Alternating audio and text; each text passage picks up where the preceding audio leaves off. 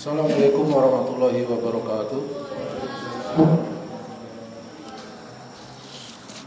Alhamdulillah wa bihi nasta'inu ala umuri dunya waddin. Asyhadu an la ilaha illallah wa asyhadu anna Muhammadan abduhu wa rasuluh. La nabiyya ba'da. Allahumma shalli wa sallim ala sayyidina Muhammad wa ala alihi wa ashabihi ajma'in. Amma ba'du. Bapak-bapak dan ibu-ibu hadirin sekalian, jamaah sholat isya dan sholat tarawih insyaallah Masjid Al-Mukarramah yang dirahmati Allah. Alhamdulillah, marilah puji syukur kita panjatkan kehadirat Allah Subhanahu wa taala. Sampai dengan saat ini kita masih diberikan nikmat oleh Allah, nikmat yang tidak terhingga, tidak bisa kita menghitungnya, berupa kehidupan, kesehatan, kesempatan dan semangat untuk terus beribadah di malam bulan Ramadan ini. Salawat dan salam marilah kita sampaikan pada panutan hidup kita, junjungan kita Rasulullah Muhammad sallallahu alaihi wasallam, para keluarganya, para sahabatnya dan para pejuang-pejuang agamanya. Bapak dan Ibu sekalian yang dirahmati Allah, pada kesempatan yang singkat ini saya akan menyampaikan satu judul, takwa yang sempurna. Perintah puasa itu diawali dengan seruan ya ayyuhalladzina amanu dan diakhiri dengan la'allakum tattaqun. Di dalam Al-Qur'an banyak sekali ayat-ayat dimulai dengan ya ayyuhalladzina amanu. Kurang lebih ada 98 ayat. Tapi yang diakhiri dengan la'allakum tattaqun itu hanya ada 6 ayat.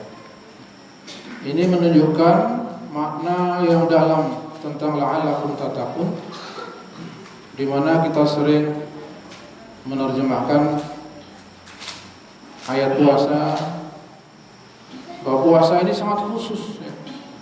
Yang dipanggil hanya orang beriman supaya menjadi takwa. Takwa itu apa? Takwa adalah bukti dari keimanan kita ya. Oleh karena itu ketika Sayyidina Abu Bakar menggambarkan tentang takwa, beliau mengatakan takwa itu seperti kalian berjalan di atas jalan yang penuh duri ya. Ada duri yang kecil, ada yang besar, ada yang tajam. Bagaimana kamu berjalan di atas jalan seperti itu? Tentu kamu sangat berhati-hati, jangan sampai kakinya tertusuk duri. Duri itu adalah syariat Islam. Duri itu adalah perintah dan larangan Allah.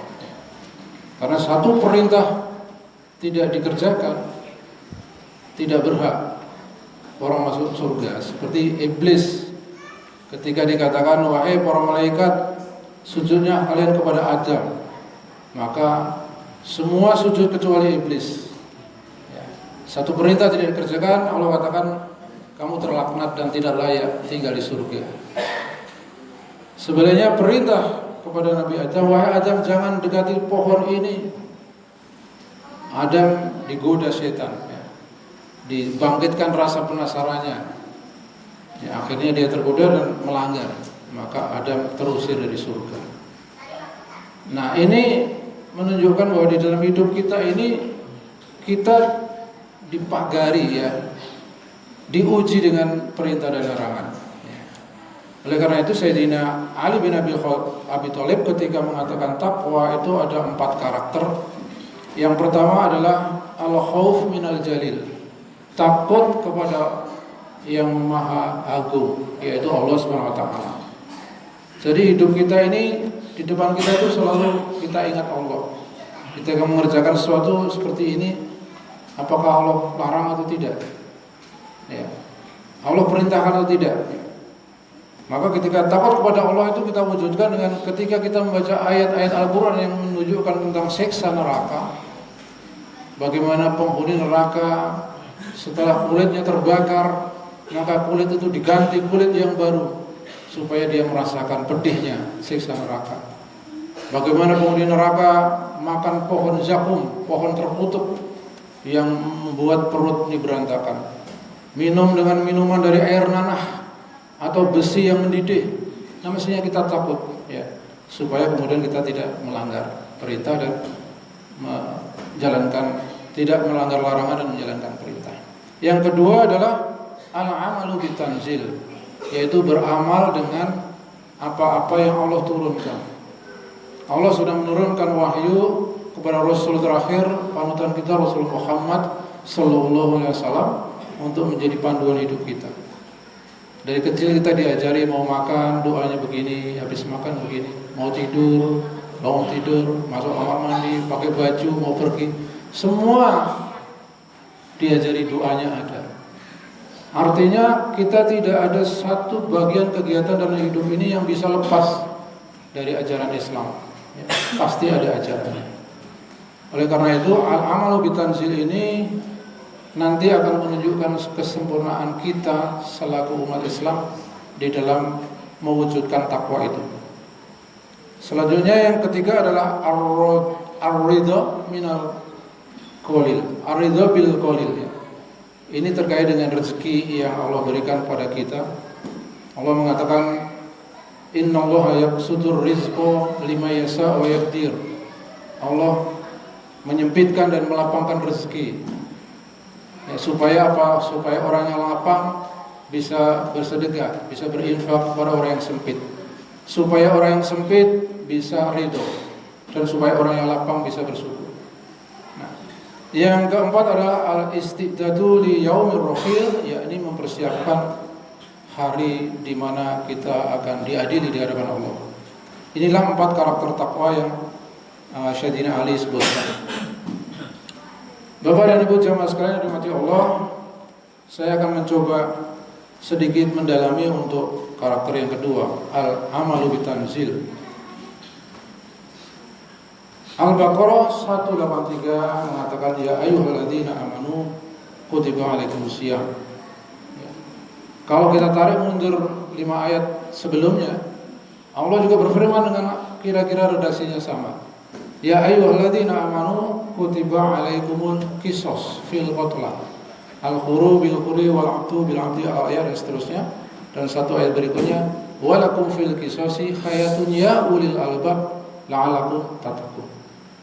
Jadi Al-Baqarah 183 perintah puasa supaya kamu bertakwa. Al-Baqarah 178 179 perintah untuk mengqisas para penduduk supaya kamu bertakwa.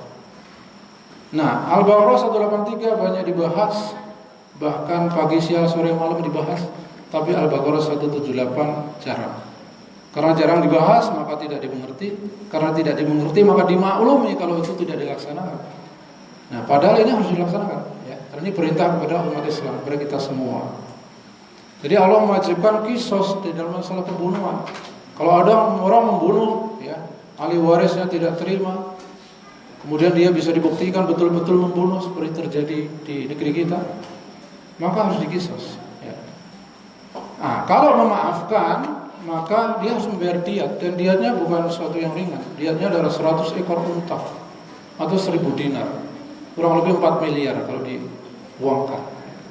Dan ini diberikan bukan kepada pemerintah, tapi kepada keluarga yang diambil nyawanya tadi. Nah, karena qisas ini tidak dilaksanakan, maka para pemimpin ini berdosa. Kalau kita tidak mengingatkan, maka kita juga ikut berdosa. Sekali terjadi pembunuhan, hukum ini tidak dilaksanakan, maka dosanya meluber ke kita semua. Ini sebagai satu contoh. Selanjutnya di bidang ekonomi, Allah juga sudah menghalalkan jual beli, mengharamkan riba. Allah menyebut di dalam surah Al-Baqarah 275, wa akhalallahu al-bai' wa harrama riba. Allah menghalalkan jual beli dan mengharamkan riba.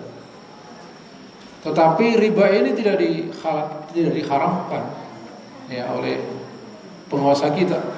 Bahkan penguasa kita juga mengambil riba di dalam pembangunannya, mengambil hutang ya, yang terus bertambah. Yang saat ini Bapak Ibu sekalian, hutang pemerintah kita resmi 8.000 triliun. BUMN mencatatkan 7.000 triliun. Sehingga sudah berbelas-belas ribu triliun, dan semua yang menanggung kita semua.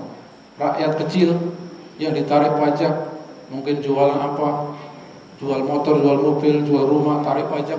Ini adalah dalam rangka menanggung ini. Oleh karena itu benar sekali ketika Rasul mengatakan riba itu dosanya sangat besar, bahkan lebih besar dari zina. Rasul mengatakan riba itu 73 pintu dosa. Yang paling ringan bagaikan berzina dengan ibunya. Na'udzubillahi min dzalik.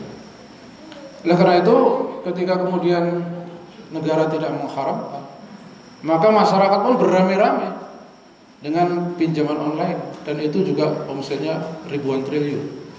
Nah, sehingga bagaimana kita bisa mendapatkan barokah dari kehidupan yang banyak melanggar aturan. Terakhir adalah larangan tentang judi. Allah mengatakan, ya ayyuhalladzina amanu innamal khamru wal maisiru wal ansabu rijsun min amali syaitan. Wahai orang beriman, sesungguhnya khamr, minuman keras, judi, mengundi nasib, itu adalah najis perbuatan syaitan. Jauhilah supaya kamu beruntung. Tetapi judi juga merajalela di mana-mana. Ya, omset juga ratusan triliun omset. Ya, judi online itu.